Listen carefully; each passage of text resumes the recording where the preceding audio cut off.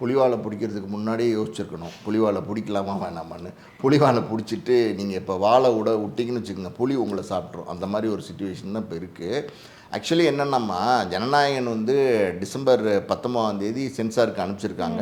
படம் 1-2 நாளில் பார்த்துட்டு யூஏ கொடுக்குறேன்னு சொல்லியிருக்காங்க. அதுக்கப்புறம் பார்த்தீங்கன்னா அந்த படம் பார்த்த ஒரு மெம்பர், 4 மெம்பர் இருப்பாங்க, ஒரு ஆஃபீஸர் இருப்பார்.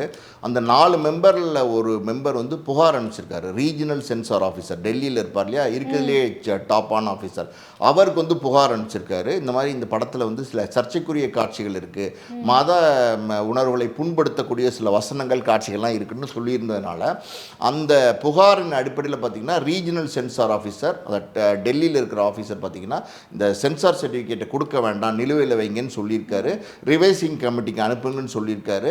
ரிவைசிங் கமிட்டிக்கு அனுப்புகிறதா வந்து 5ஆம் தேதி வந்து ஜனவரி வந்து அவங்க மெயில் அனுப்பிச்சிருக்காங்க தயாரிப்பு நிறுவனத்துக்கு. என்ன பிரச்சனை, ஏன் ரிவைசிங் கமிட்டிக்கு அனுப்புறீங்க, இதெல்லாம் வந்து அவங்க தயாரிப்பு நிறுவனம் நேரடியாக சென்சார்லேயே போய் கேட்டு தெரிஞ்சிருக்கலாம்.